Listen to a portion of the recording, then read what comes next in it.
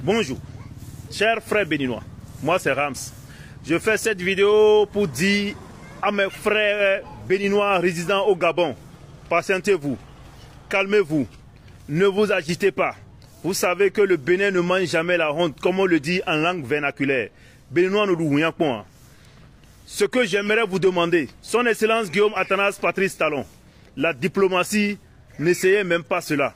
Parce que je crois qu'avec Oligui, la diplomatie ne marche pas.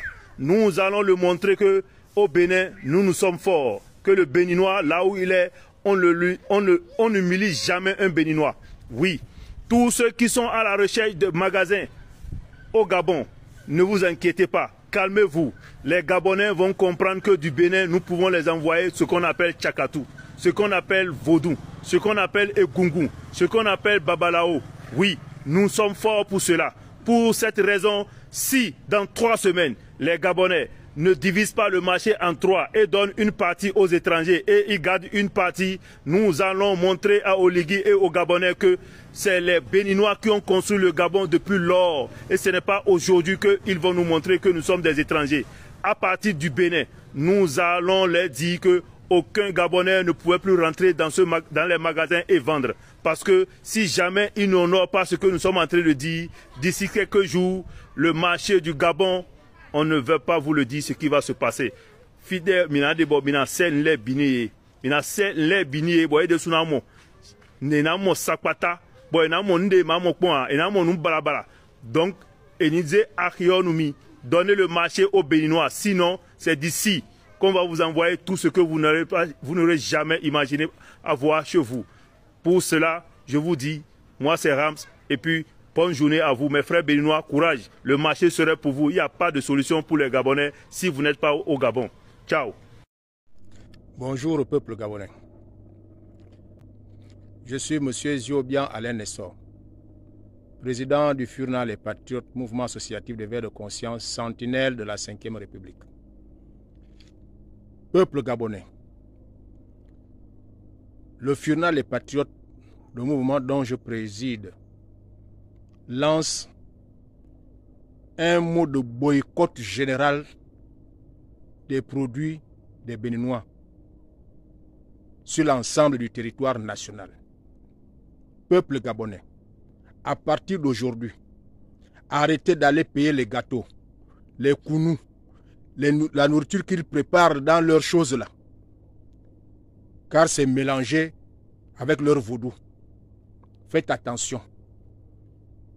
Et aussi, peuple gabonais, sachez faire la différence entre les Béninois, les Togolais, les Ivoiriens, les Burkinabés, les Nigérians et Nigériens. Il ne faut pas les mélanger. Notre stabilité est menacée par les Béninois. Notre mieux vivre ensemble est menacé par les Béninois. Ne mélangez pas tout le monde. Boycottez l'achat des produits des Béninois à partir de ce 19 août 2025. Il faut que ces gens comprennent que nous sommes chez nous et nous n'accepterons jamais que des gens que nous avons pris pour des frères pour qu'ils s'installent au Gabon viennent nous menacer sur notre propre sol. Non, c'est non. Le FURNA Les Patriotes dit non. Per large diffusion de cette vidéo, boycotter tout, même si les enfants veulent les gâteaux, le kounou, ainsi de suite, aller payer du pain chez les Maliens. Faites large diffusion, car cela en dépend de nos vies. Ces gens sont capables de tout. Je dis bien, ils sont capables de tout. L'heure est grave. Soyons sereins et fermes dans notre position. Le FURNA est derrière le peuple gabonais. Nous n'allons pas reculer. Merci à vous. Chers compatriotes, bonjour. J'espère que vous allez bien. Je voulais faire une comparaison des choses pour faire comprendre à certains Africains quelque chose. Nous avons la France. Et la France a construit plusieurs prisons en Afrique. Et je prendrai l'exemple de 2 prisons. Il y a une prison que la France a affecté un budget de 4 000 milliards. Une prison d'une capacité de 5 000 personnes, 5 000 détenus. Et la France encore a une autre prison également que elle a affecté 4 000 milliards également. La prison aussi a une capacité de 5 000 détenus.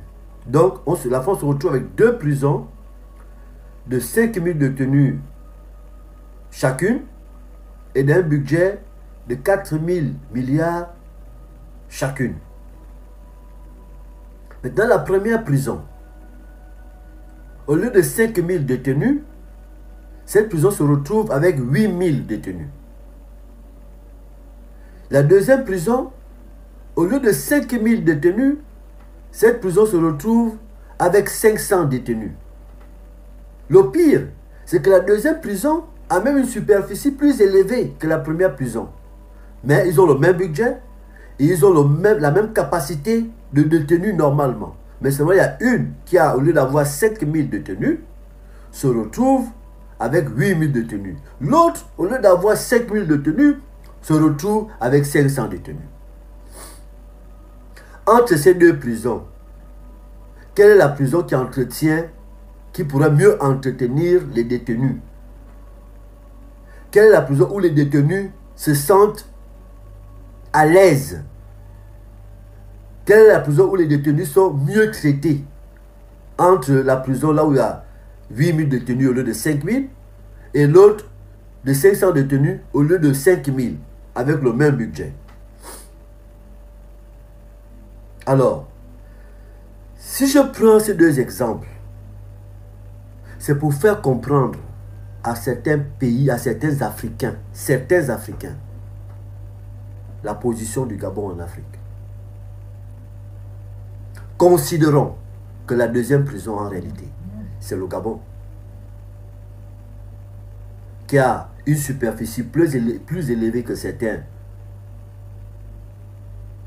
prisons, donc certains pays africains, qui a un budget de 4 000 milliards comme certains pays africains, même si je sais que ce n'est pas le cas, parce que certains pays qui parlent beaucoup là, vous n'avez pas le même budget que le Gabon, mais qui se retrouvent avec des détenus moins que ceux qu'ils doivent normalement avoir. Parce qu'après 65 ans, normalement, les Gabonais, on devrait peut-être atteindre aussi les 10, les 15 et 20 millions d'habitants. Mais nous sommes à 2 400 000 habitants avec les étrangers y compris. Ça veut dire que si on enlève les expatriés, les étrangers légalement reconnus au Gabon, on enlève les étrangers incontrôlables dans l'immigration, on prend en compte un peu les binationaux et les autochtones, on ne peut pas faire 2 500 000 habitants. Donc si on prend les Gabonais autochtones en tant que tels, nous sommes peut-être 1 300 000 habitants. Avec un budget tel que ce que nous avons aujourd'hui. Alors, donc, ce pays-là, vous ne devez pas vous lever tous les matins et puis vous décidez de chercher à dénigrer ce pays, dénigrer ce peuple. Vous comprenez pourquoi pendant 60 ans, ce pays-là, appelé le Gabon, a participé à votre vie, à votre bien-vivre. A participé à ce que vous êtes venu ici, prendre de l'argent et aller investir chez vous, dans vos pays. Nous étions conscients. Parce qu'on avait le sentiment de frères africains. Mais aujourd'hui, vous-même, vous nous avez montré que nous ne sommes pas des frères, nous sommes des voisins. Le Gabon était victime d'une mauvaise gouvernance. Le Gabon était victime d'une mauvaise gouvernance. Aujourd'hui, la bonne gouvernance est en place. Et ça va bientôt se développer. Donc, que vous ne voulez ou pas, ce Gabon-là, qui devait être il y a 60 ans, va l'être aujourd'hui. Mais Dieu merci, parce que l'homme l'avait prémédité. En 1960, le Gabon n'avait pas beaucoup de cadres. Il y avait beaucoup d'activités là où les Gabonais n'étaient pas. La seule chose qui manquait aux Gabonais, c'était de considérer ce que nous appelons petits métiers aujourd'hui. C'est la seule chose. Mais les Gabonais sont dans tous les secteurs. Chers frères africains, les Gabonais sont dans tous les secteurs. Et je vous le dis, vous allez, il y a un marché qu'on appelle Mombouette. Il y a des étrangers là-bas. C'est là-bas où les étrangers vendent. Mais ces étrangers vont vous dire, à l'intérieur, il y a déjà les Gabonais, à qui ils cachent comment ils font l'export-import de leurs produits. Parce qu'ils ne veulent pas que les Gabonais puissent découvrir ça. Mais nous allons découvrir tout ça. Nous allons faire l'import-export. Nous allons nous constituer en bloc. Nous allons nous constituer en tontine. Nous allons constituer les capitaux. Nous allons soutenir ces Gabonais qui vont faire des affaires. Gabonais et Gabonaises qui vont faire des affaires. Nous allons leur donner de l'argent. Nous allons voir, nous allons faire tout ce qu'il y a à faire. Ils auront de l'argent. Ils vont chuter. Ils vont tomber. D'autres vont réussir. Mais après, au bout de 5 ans, les Gabonais seront dans tous les petits métiers. Parce que c'est la seule chose qui manque aux Gabonais. Que vous êtes en train de traiter qui sont paresseux. Maintenant, vous allez savoir que les Gabonais n'ont jamais été paresseux.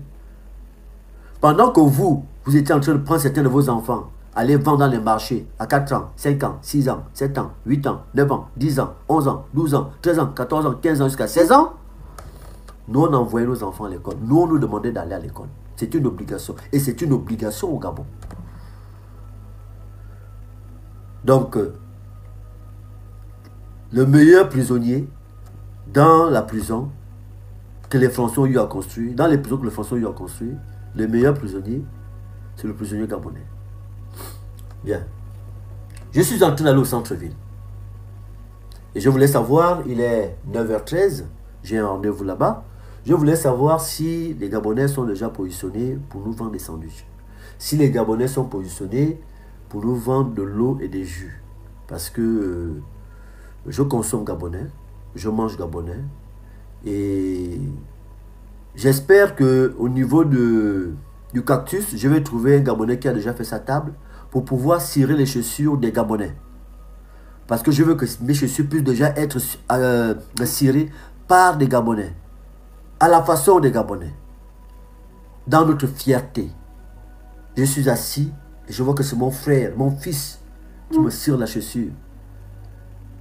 Que certaines mains de certaines personnes ne puissent toucher la chaussure que j'ai payée. Je souhaiterais que ce soit les Gabonais. Et je crois que je dois avoir 2 ou 3 tenues que je pourrais également déposer chez un Gabonais pour qu'il puisse me coudre la chemise.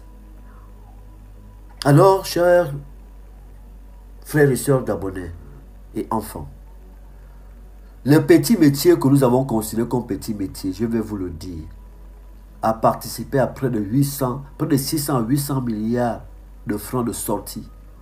L'argent qui quitte du Gabon pour aller dans certains pays africains. Ils viennent prendre ici. Ce ne sont pas des petits métiers. Un métier n'est pas petit dès lors qu'il est rentable. Dès lors qu'il est rentable. Alors, lancez-vous dans ça. Lançons-nous dans tous les petits métiers. C'est la seule chose qu'on n'avait jamais fait. On a fait l'école, on a cherché du boulot à la fonction publique, on a cherché du boulot dans le secteur privé, mais on n'a jamais fait de petits métiers. Alors, lançons. Nous allons peut-être tomber, certes. Mais au fur et à mesure que nous allons nous lancer, nous allons avoir l'expérience également. Et on ne pourra plus traiter les Gabonais, les xénophobes.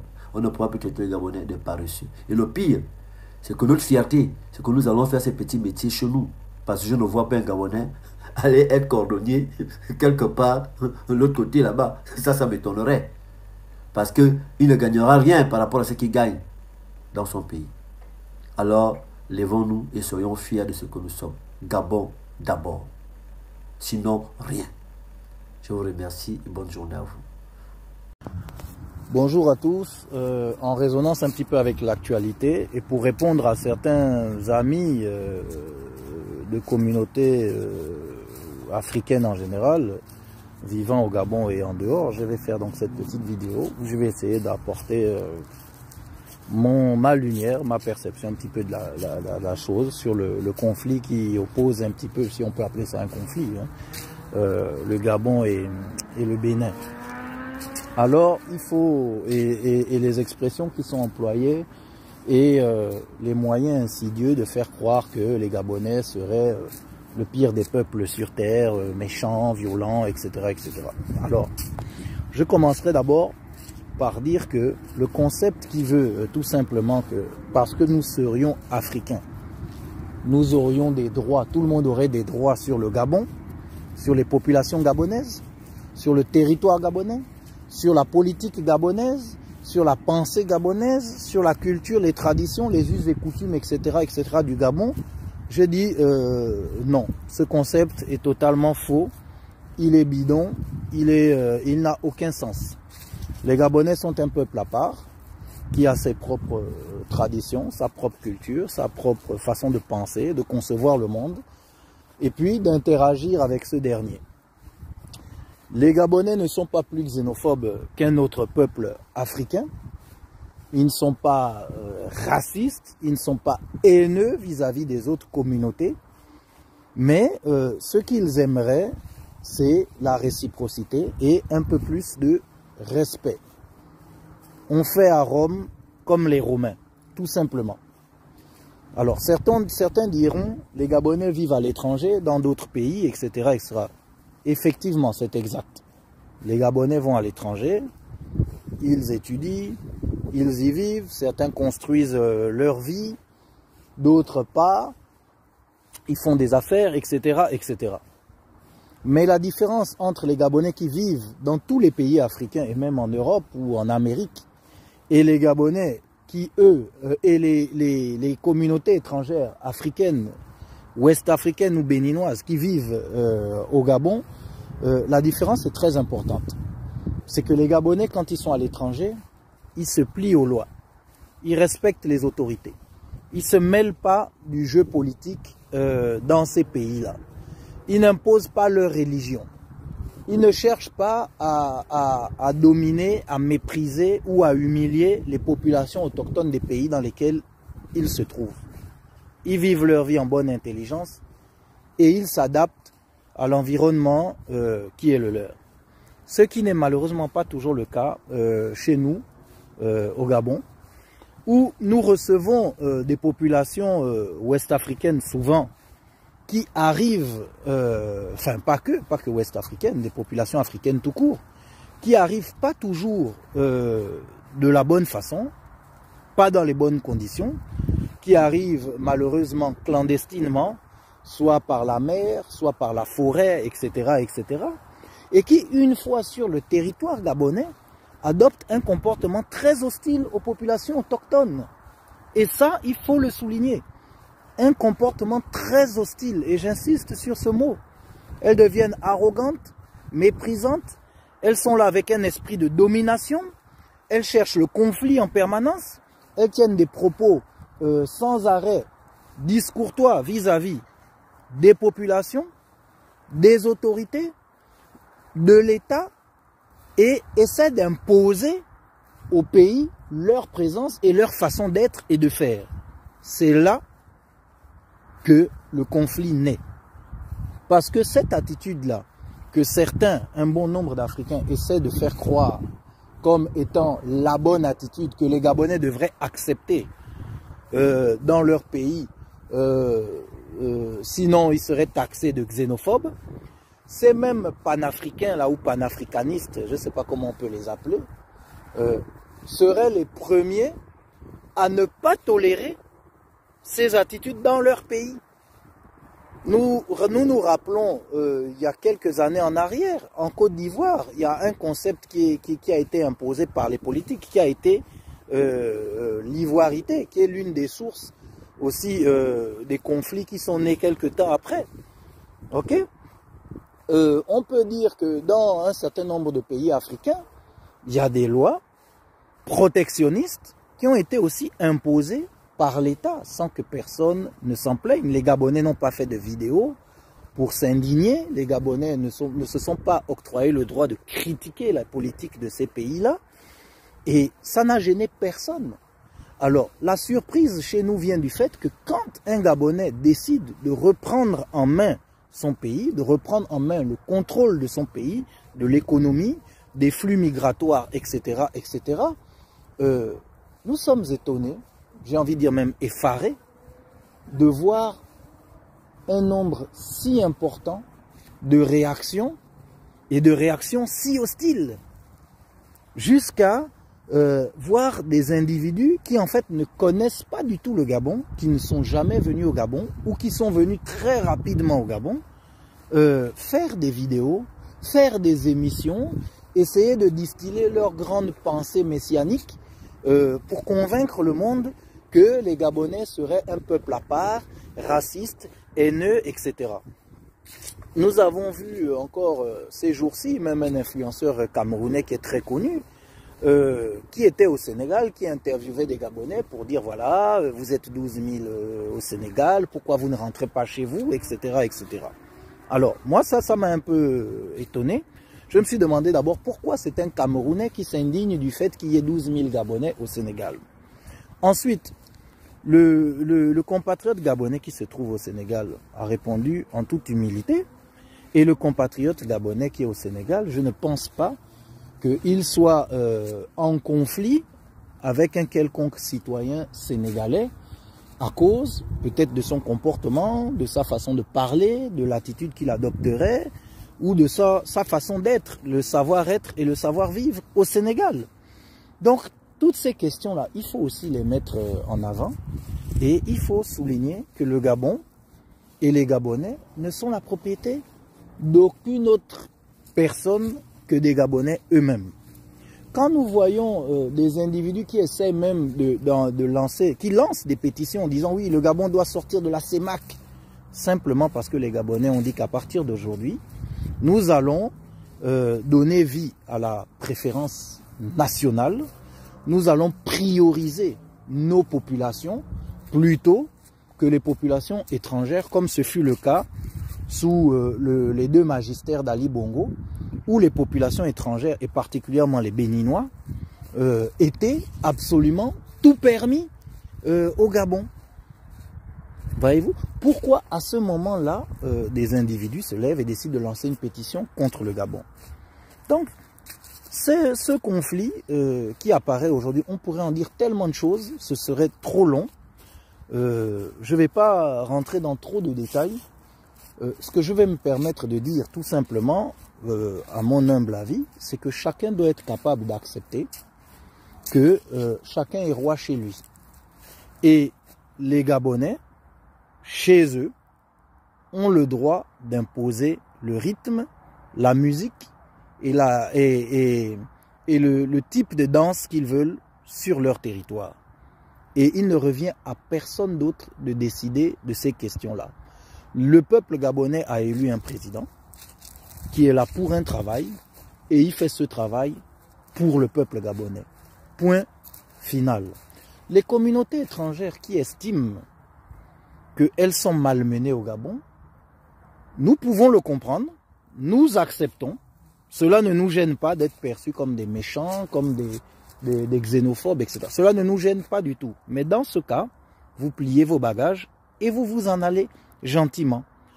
Quand des Africains tombent dans les mailles des filets de la mafia libyenne, qui est revenue au temps de l'esclavage, qui vend des Noirs et ainsi de suite, ou qui raquette des gens, qui maltraite des gens. Quand des Africains vont au Maroc et qui se font maltraiter, bastonner, abandonnés dans le désert, simplement parce qu'ils sont noirs, ces individus se battent pour quitter ces territoires-là. Et je n'ai jamais vu, mais je n'ai jamais vu de ma vie, un seul influenceur camerounais, ivoirien, béninois ou autre s'élever et s'indigner pour le traitement qui leur sont faits dans ces pays du Maghreb-là. Lorsque l'on va en Arabie Saoudite, à Dubaï particulièrement, les autochtones sont moins nombreuses que les populations étrangères qui y travaillent. Mais tout fonctionne pourquoi? Parce que les lois de ces pays sont particulièrement restrictives et violentes pour les communautés étrangères qui viennent s'y établir et sont très protectrices pour les populations autochtones. Je n'ai jamais vu des Africains s'indigner du traitement qui serait offert à leurs compatriotes dans ces pays-là. D'où peut-il venir l'idée que des Béninois, des Ivoiriens, des Camerounais, des Congolais, enfin je ne sais pas, de toutes les communautés africaines, auraient un mot à dire sur la politique qui serait menée au Gabon? Et pour clore, je vais m'adresser aussi aux autorités béninoises. Je trouve que les autorités béninoises jouent un très mauvais jeu. Pour la simple et bonne raison que ces autorités-là connaissent leur population. Elles connaissent les comportements, les attitudes, le discours et les ambitions de leur population. Elles le connaissent, elles les connaissent. Les populations béninoises qui sont au Gabon, ce sont essentiellement les Ibo et les Ibo et les Yoruba. Excusez-moi, j'ai eu un trou. Les Yoruba. Nous savons tous qu'au Bénin, ces populations sont déjà les populations les moins estimées. Ce sont les populations qui ont le plus mauvais comportement, déjà au Bénin. Ce sont les populations qui ont moins leur mot à dire au Bénin. D'où pourrait-il venir l'idée à une administration qui sait très bien que les populations de son pays qui se trouvent à l'étranger ne sont pas forcément les meilleures, ne se comportent pas forcément très bien, et au lieu de les rappeler à l'ordre, cet État-là, le Bénin, choisit de se comporter comme un État victime du Gabon, de l'État gabonais. Alors, ils nous pondent un communiqué, un premier communiqué, où ils se victimisent et ils invitent leur population à faire des listes de ceux qui veulent être rapatriés parce que soi-disant ils souffriraient. Et ensuite, ils font un deuxième communiqué où ils veulent appeler les uns et les autres au calme. Ben non, nous ne pouvons pas accepter ce genre de discours. Nous n'avons pas répondu et nous sommes même d'accord que moi je suis particulièrement d'accord que l'État gabonais ne réponde même pas à ces gens. Pour la simple et bonne raison que les discours c'est bien, mais maintenant nous attendons que vous passiez à l'acte.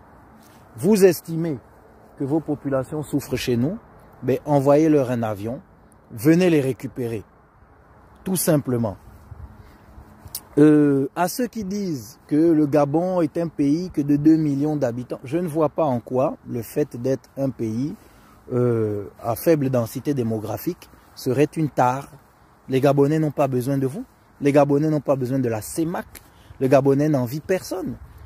Donc, que nous soyons 2 millions d'habitants ou même 100 ou 50 habitants sur le territoire gabonais, c'est notre territoire. Et nous n'attendons pas d'avoir votre approbation pour quoi que ce soit. Donc sur ce, je vais m'arrêter là parce que ce serait vraiment trop long. Et puis, je vous souhaite une bonne journée à tous. Merci et au revoir.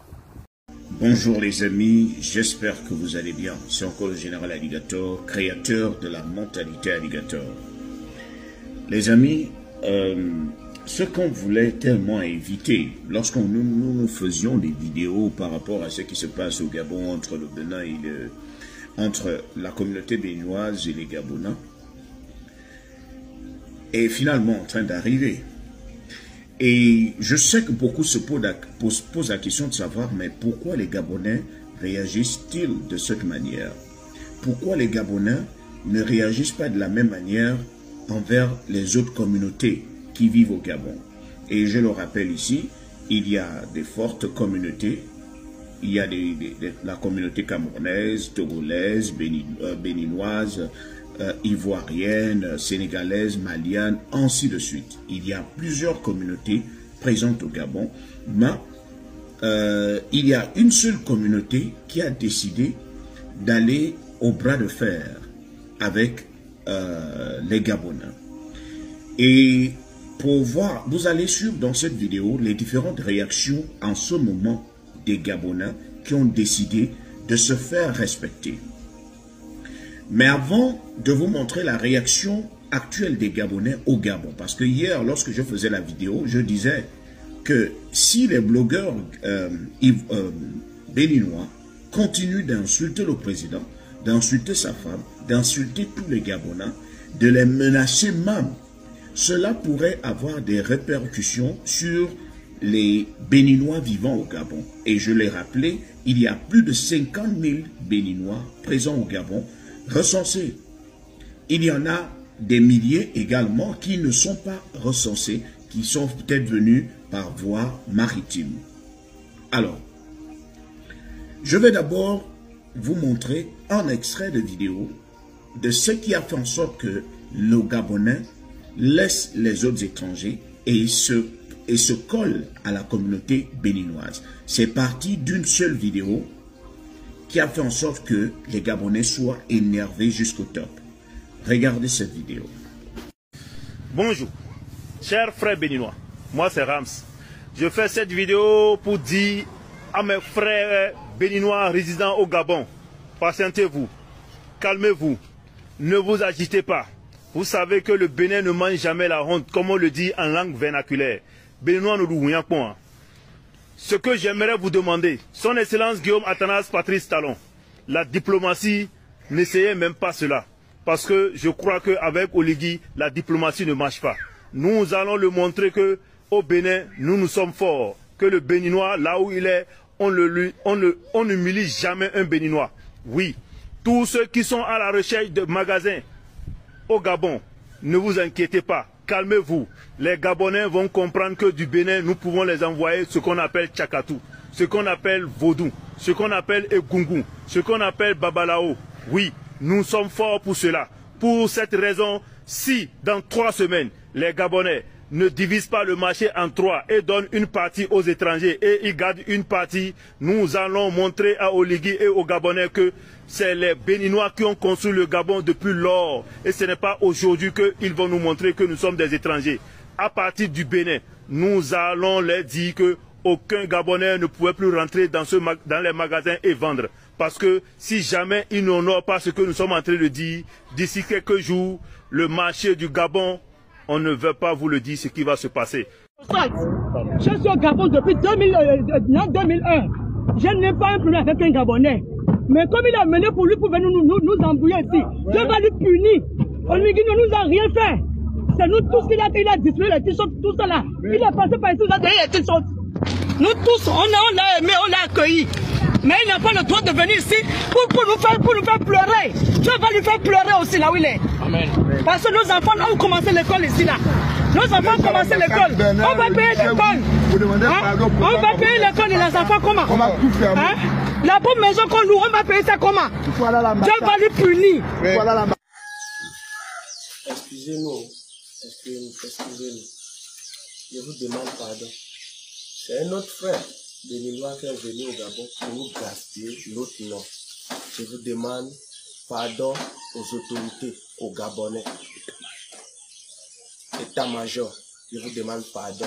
Je suis là au Malibé 2 avec mes enfants. Je suis un petit bar avec mes enfants. Je vous demande pardon. Tout ce qui se passe là, c'est notre frère que nous on ne connaît même pas. Il n'est même pas les parents ici. C'est eux qui sont venus ici après ils ont parti gaspiller les noms jusqu'à expliquer les paysans. Ça ne se fait pas. Pour nous mettre dans les problèmes. Je vous demande pardon. Pardon. Alors, après avoir regardé cette vidéo, je suis sûr que vous vous posez la question de savoir, mais pourquoi a-t-il déclaré des choses comme ça? C'est-à-dire, c'est comme si moi j'allais louer, je loue une maison, mais j'insulte le bailleur. Je dis au bailleur, tu es un vaurien, et pourtant c'est moi qui loue chez lui. Le bailleur va me dire, ok, comme c'est moi qui suis un vaurien, prends tes clics et tes claques, va construire ta maison, puisque c'est moi qui suis un vaurien. La communauté béninoise est au Gabon, elle n'est pas au Bénin. Alors lorsque vous arrivez au Gabon, c'est le Gabon qui vous dit, ok, placez-vous là, faites ça parce que vous êtes chez moi. C'est comme si quelqu'un rentrait dans votre maison et il vous dit, si tu ne me donnes pas la meilleure place de ta maison, tu vas voir ce qui va arriver. Je vous assure, même l'homme le plus pacifique au monde va vous montrer de quoi il est capable. Parce qu'il y a en chacun d'entre nous de l'orgueil. Et en ce moment, la réaction des Gabonais, c'est par rapport à l'audace que ce Béninois a eu, à l'audace que les différents blogueurs sur les réseaux sociaux ont continué à avoir en insultant tout ce qui traîne. Et je vous disais hier que cela pourrait empiéter sur la vie des Béninois au Gabon. Parce que beaucoup de Béninois se voient leur magasin fermé. Beaucoup de Béninois ont leurs ateliers fermés. Parce que quoi? Il y a des gens qui ont voulu montrer qu'ils avaient le vaudou. Chose que je respecte. Chacun a sa culture. Mais de là à dire que si on ne vous donne pas une place au Gabon, je dis, je ne peux pas vous soutenir dans ça. Vous savez très bien que je faisais partie de ces influenceurs qui faisaient des vidéos pour apporter le calme au Gabon, pour dire aux Gabonais. Parce que moi, je m'adressais beaucoup plus aux Gabonais en leur disant, nous sommes tous ensemble, vous n'êtes pas obligés d'en arriver là. On peut toutefois s'insérer dans les domaines, dans les secteurs d'activité qu'on n'avait pas. On peut toutefois s'insérer sans pourtant diviser qui que ce soit, sans pourtant embêter qui que ce soit. Je faisais ces vidéos-là. Mais lorsque mes frères gabonais sont venus m'apporter des vidéos pour dire, bon, tu veux qu'on se calme, mais regarde ça. Regarde ça. Les autres communautés se sont tues, mais regarde ça. Donc, je veux bien qu'il y ait de la paix, je veux bien qu'il y ait des accords, mais vous devriez respecter au moins le Gabon. Vous êtes censé respecter votre pays d'accueil. Respectez-le. Peu importe là où chaque étranger peut se retrouver dans ce monde, tu dois respecter le pays d'accueil. Tu dois respecter le pays où tu es allé mettre le pied. Parce que si tu ne voulais pas rester là-bas, tu serais reparti. Tu as la possibilité de repartir chez toi. Mais quand tu es là-bas, tu respectes les lois du Gabon. Si tu es au Cameroun, moi je suis au Cameroun, je vais respecter les lois du Cameroun. Je suis au Bénin, je vais respecter les lois du Bénin parce que chaque pays a ses contraintes, chaque pays a ses lois, chaque pays a son protectionnisme. Je vais respecter le Bénin. Je vis au Bénin, je respecte les lois béninoises. Je ne peux pas aller vivre au Bénin et insulter le président béninois. Ça veut dire que j'insulte le pays. Je ne peux pas aller vivre au Bénin et j'insulte les Béninois. Pour quelle raison? Qu'est-ce que je fais alors chez eux? S'ils étaient vraiment mauvais, qu'est-ce que je fais chez eux? C'est-à-dire, ils vont me poser la question, mais qu'est-ce que tu fais ici? Donc, il est tout à fait normal que vous respectiez les décisions des autorités. Il est tout à fait normal que vous respectiez les Gabonais. C'est vous qui avez la main comme ça. Je suis obligé de parler terre à terre de cette manière. La main est encore comme ça parce que c'est vous qui avez une communauté forte au Gabon. Et si vous voulez le bien de cette communauté, il faudrait que vous arriviez à vous calmer. Cela ne va pas se résoudre sur le plan spirituel parce que le Gabon, vous pouvez peut-être le considérer comme un pays calme, mais au niveau de la spiritualité, le Gabon est ainsi. Sincèrement, là, je ne parle pas sans embâche. Vous me connaissez. Lorsqu'il s'agit de donner un point de vue honnête, je vous dis toujours. Et ça, ce n'est pas bien.